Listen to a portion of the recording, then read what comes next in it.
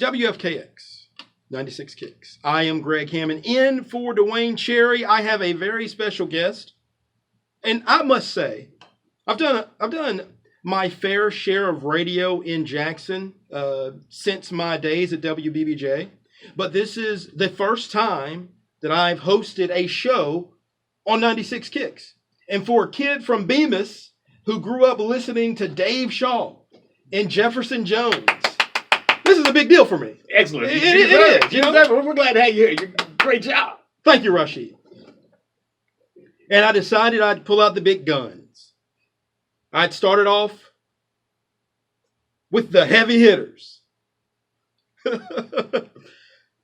Ray Washington joins me in studio. Captain Ray Washington. We'll get into that in a moment. Superintendent Washington, how are you, sir? Oh, just fine, sir. Great. I want to thank you for being here in studio with me. I actually kind of used the middleman. I didn't know at the time I didn't need to, but I know Jeff Wall knows everyone, and I just participated in the Fabulous Few with Jeff, and I get Gary contacted me. I guess it was maybe Tuesday, asked me if I'd like to fill in for Dwayne, and I was like, yes. And so thinking about what I would do for an hour here on Jackson's Flip Side. And so the teacher in service on Wednesday. Yes. And I heard your presentation. Yes. I loved it. There were some things that really jumped out to me. Okay. But before we get to that, again, Mr. Washington, welcome. Thank you. Now, I read your bio briefly, and I saw that you were in the armed forces at one time. Yes, throughout the 80s. Throughout the 80s. And so I've also learned since we sat down and talked before the show started, you're from Virginia. Yeah, Hopewell, Virginia. So for folks like me that don't know anything about Hopewell, Virginia, tell us about your hometown. Well, it's about 20 minutes south of Richmond, 90 minutes south of D.C., and about an hour west of Norfolk. So right in the central heart of the state of Virginia. Small town, bordered by a military base, Fort Lee. If you probably been in the Army and did anything with supply, you're familiar with Fort Lee, a large military installation there.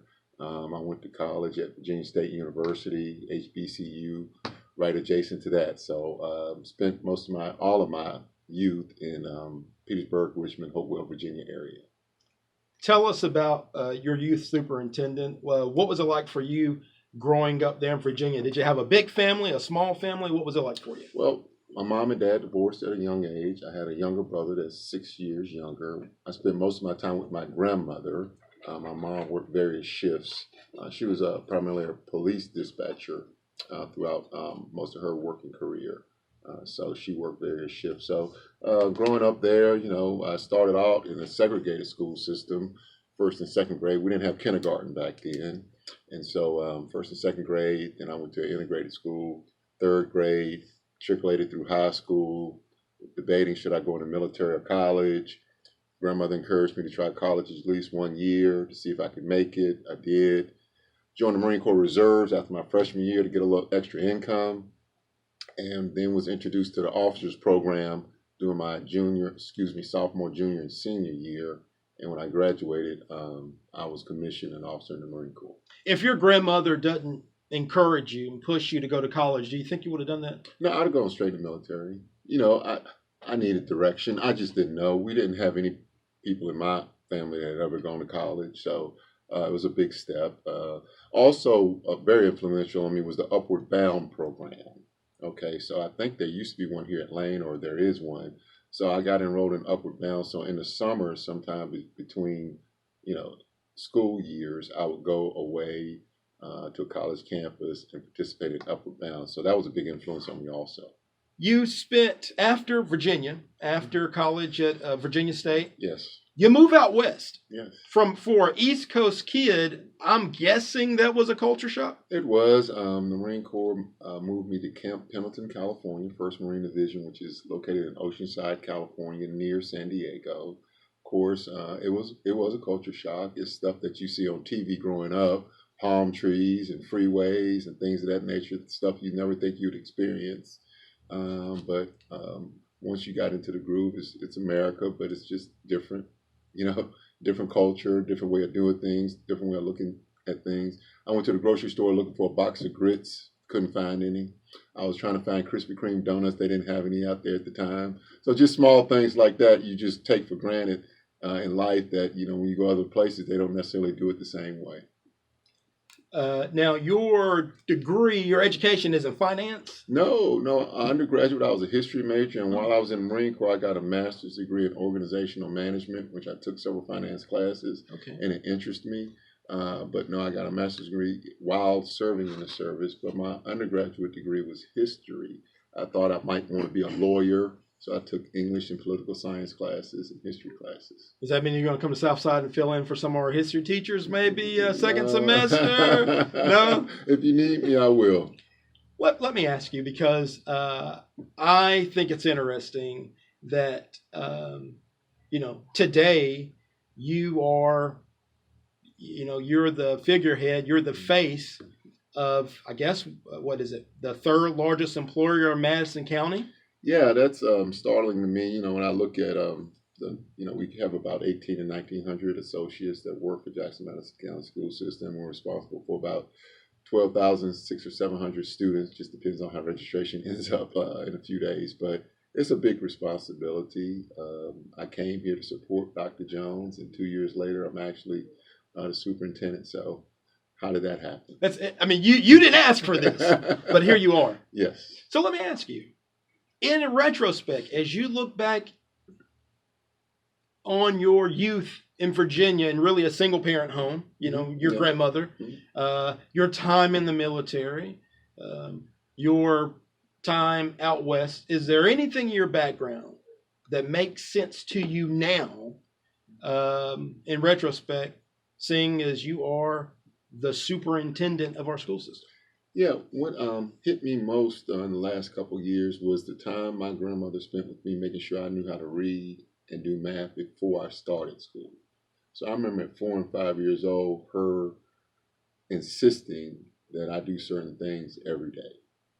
And it became routine. So at first it was kind of a drag, but then it became routine.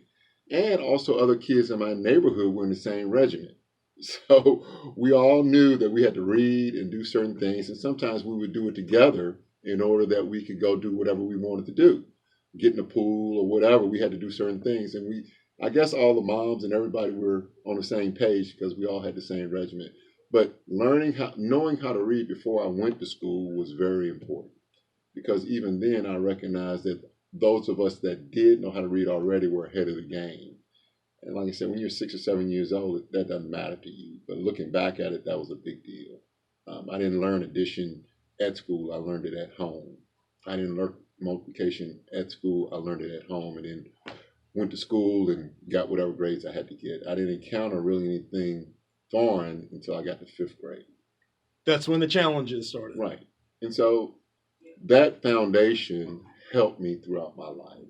Another big step was I had a set of encyclopedias. Now, that may not be important to people these days to look up stuff, but I had a set of World Book encyclopedias. Before the internet, kids. This is before the internet. So that helped me to be able to do book reports and look up information that sometimes other kids didn't have access to, because that was invested in me. I had a 1972 set of World Book encyclopedias, and that took me through middle school. Of course, information now is transmitted so many different ways and changes so much faster, things become outdated. But I just remember those things in my life. Looking back at it, made a big impact.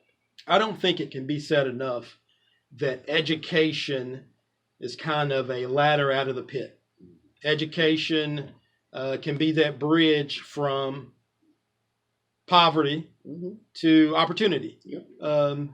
Can you harp on that? Speak on that? Yeah. So, education helped me to have the opportunity to be where I am today, of course. It helped me to advance in the military.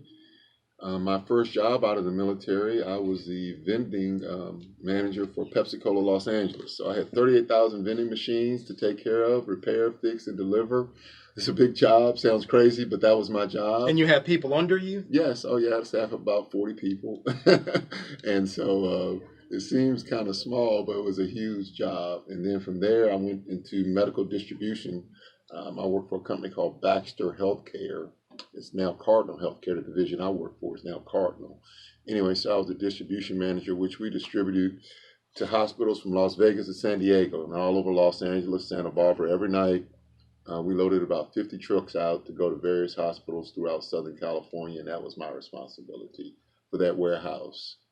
We would have to, we housed rarely used drugs like for hemophiliacs, where we'd have to have couriers in the middle of the night take stuff to airports to get to hospitals all around the United States. So, I took for granted then, but looking back at it, that was a pretty big responsibility that I had even then. But when you're doing it, you don't think of it that way. You're just going to work.